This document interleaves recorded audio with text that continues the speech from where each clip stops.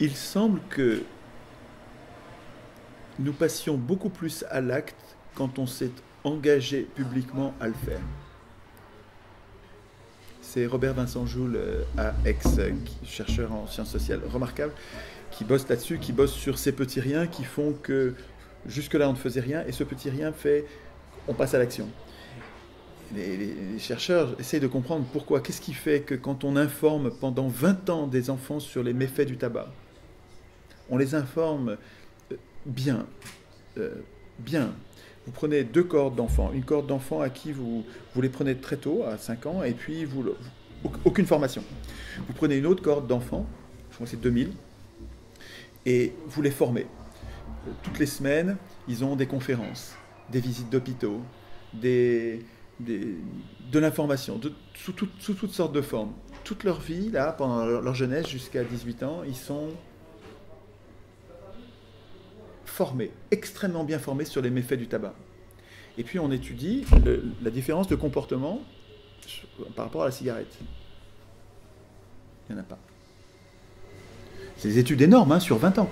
Le même pourcentage dans ce groupe-là. Ils fument autant. C'est-à-dire que le fait d'être très informé ne les amène pas à changer. Il ne suffit pas d'être informé pour agir. Ça, c'est vachement important pour nous, parce que ce qu'on essaye de faire, c'est précisément d'informer les gens dans l'idée qu'ils vont changer de comportement. Mais ça ne suffit pas. Et donc, Robert Vincent Joule, cherchez des vidéos sur le net, vous verrez, c'est très très intéressant ce qu'il dit. Il n'y en a pas beaucoup, mais elles sont très intéressantes. Robert Vincent Joule, il suggère que, alors il n'y en a peut-être pas qu'un déclic qui nous fait agir, mais il y a sûrement celui-là qui est l'engagement public.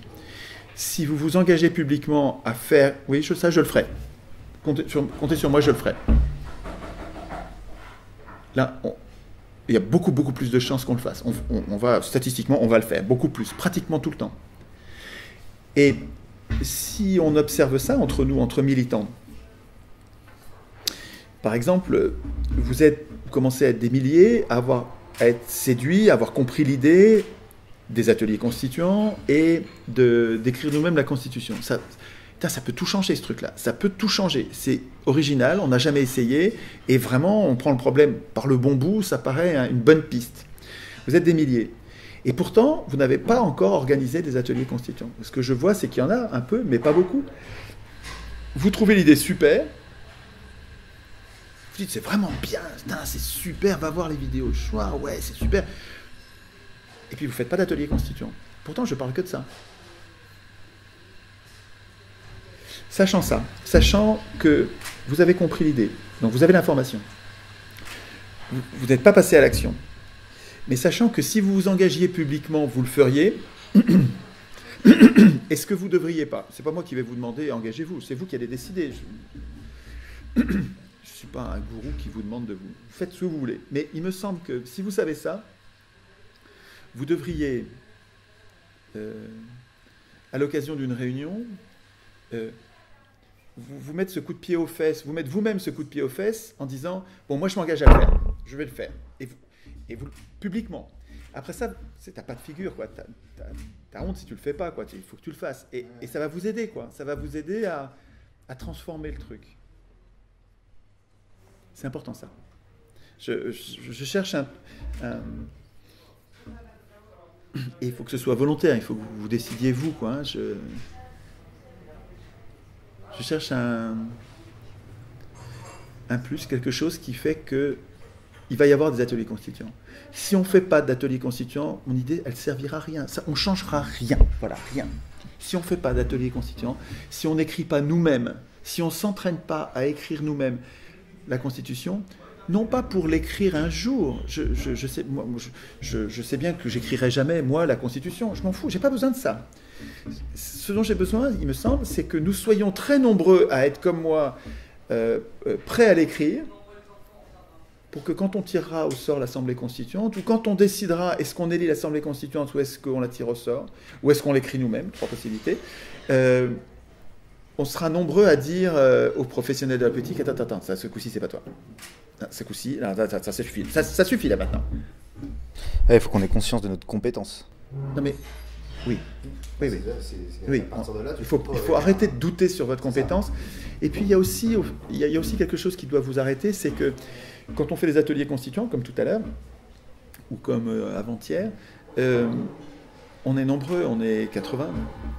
Et vous vous dites, putain, 80 personnes à organiser, mais je vais jamais organiser ça. Moi, je sais pas organiser. Comment je vais? Il faut réserver les salles, il faut écrire avant. Mais les ateliers constituants, ça n'a pas du tout besoin d'être aussi grand. Un atelier constituant, ça peut être à 2 personnes. Tous les deux, là, on se met à discuter de la Constitution. On a déjà commencé tout à l'heure, quand on parlait de la Constitution européenne, on était dans des sujets. Après ça, il ne restait plus qu'à écrire le contraire pour fabriquer nous-mêmes ce qui nous manque. Hein. Donc un atelier constituant, ça peut être 3 personnes. On est nous 3. Et puis, ça fait 2-3 jours qu'on avance. On a pris des sujets qui nous intéressent. Hein. On n'est pas du tout obligé de prendre des sujets qui nous enquiquinent. Hein. On prend les sujets qui nous intéressent.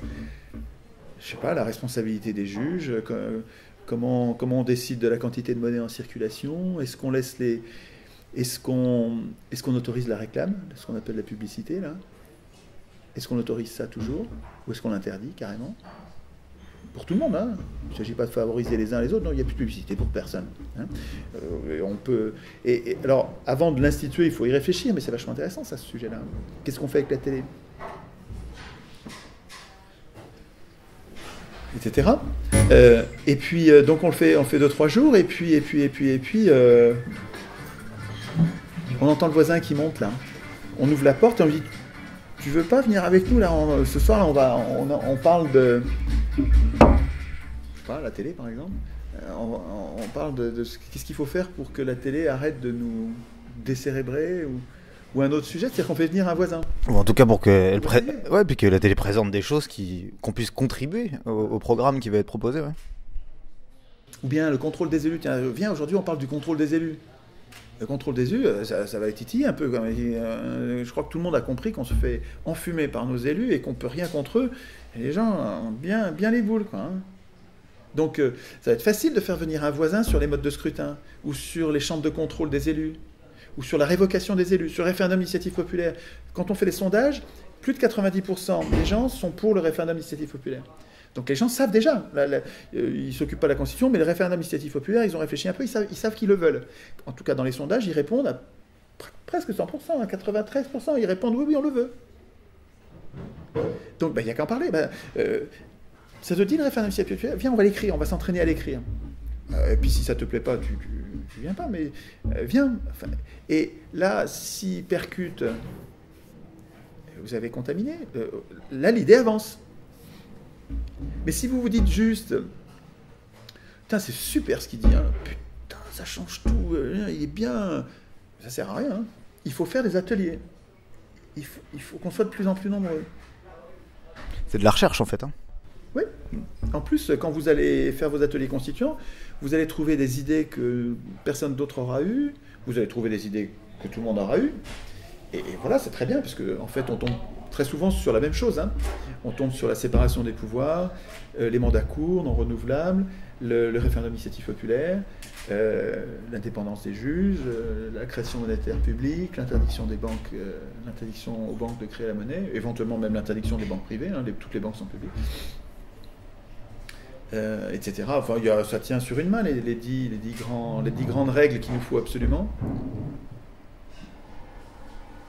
Donc on va tous tomber à peu près sur la même chose. Ce qui est important, c'est qu'on se transforme, c'est-à-dire qu'on commence à s'en occuper et à savoir qu'est-ce que c'est qu'un bon article, un mauvais article, parce que quand il faudra lire la Constitution écrite par une assemblée tirée au sort, si on est formé, mais ça va être très très différent de tout ce qui s'est passé toujours, hein, jusqu'ici. Et parmi les choses que tu as étudiées sur le fonctionnement démocratique, excuse-moi, parmi ce que tu as pu étudier du fonctionnement démocratique, d'accord, donc la racine, à quoi ça pourrait ressembler une société qui fonctionne de manière démocratique pour le citoyen?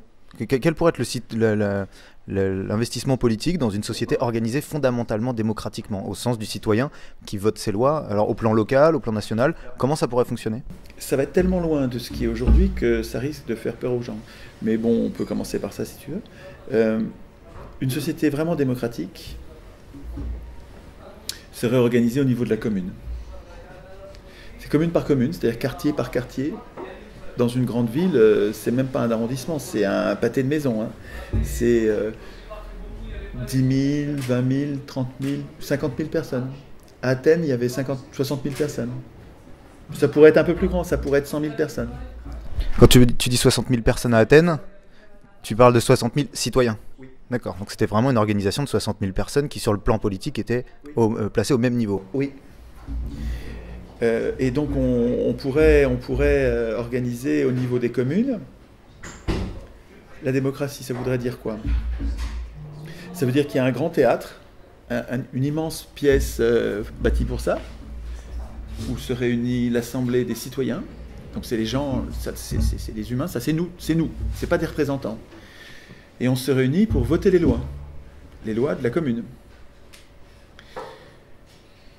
Dans les ateliers constituants, il y a un truc intéressant, c'est de savoir quelles sont les lois que peut voter la commune, et quelles sont les lois qui doivent être votées par la fédération des communes, par la nation. Super intéressant ça, parce qu'on réfléchit, on discute, et là tu t'aperçois, c'est vraiment des vrais sujets de conversation, ça c'est très très intéressant. Est-ce que nous sommes légitimes commune par commune pour décider ce qu'on fait à l'école? Les programmes de l'école? À mon avis, oui. Si tu veux, regarde les Français et les Allemands. Les Français décident de leur programme à l'école, et les Allemands décident de leur programme à l'école. C'est pas gênant, je veux dire, ça ne les empêche pas d'échanger, de voyager, de vivre à côté, tout va bien. Et on n'a pas exactement les mêmes programmes, en gros on a les mêmes, hein. Tous les humains vont prévoir de l'histoire, du français, du calcul. On va tous prévoir des choses quand même assez comparables. Et est-ce que c'est gênant que les Français et les Allemands décident de façon indépendante, souveraine, de leur programme? C'est pas gênant? Ok, c'est vrai, c'est pas gênant. Et pourquoi est-ce que ce serait gênant que entre deux quartiers voisins, ce soit la même chose? En quoi est-ce que ce serait gênant? Les humains sont pas fous. Dans les programmes de l'école, ils vont mettre l'écriture, la lecture, l'histoire, l'apprentissage de l'économie, les examens, ils vont mettre tout ça. Donc, est-ce que nous sommes légitimes à voter directement les programmes et les méthodes de ce qu'on fait à l'école? Il me semble que oui. Bon, voilà, c'est un exemple. Et donc, dans les ateliers constituants, on va discuter sujet par sujet. Qu'est-ce qu'on garde au niveau de la commune? Parce qu'on est tout à fait capable de le faire, puis parce qu'on veut le faire. Et puis, qu'est-ce qu'on va déléguer au niveau national, au niveau de la fédération de communes, qui peut être une fédération départementale, régionale, nationale, continentale, européenne, et puis mondiale. Hein. Parce qu'après, si ça part du bas et que c'est contrôlé tout du long, à chaque échelon, on contrôle ceux du dessus et on vérifie qu'ils ne nous trahissent pas, mais c'est juste des gens tout proches qu'on contrôle. Hein. C'est beaucoup plus sûr et moins inquiétant qu'un système dans lequel on élit des gens qu'on n'a jamais vus, on ne sait même pas qui c'est. On ne sait pas qui c'est et on ne sait pas ce qu'ils font. Dans le régime actuel, c'est ultra dangereux. Enfin, c'est absolument pas sécurisé. C'est incroyable qu'on fasse confiance à ça. C'est-à-dire qu'on sait, le pire, c'est qu'on sait ce qu'ils font pour la plupart. Enfin, il y en a certains, on sait ce qu'ils font. C'est affreux.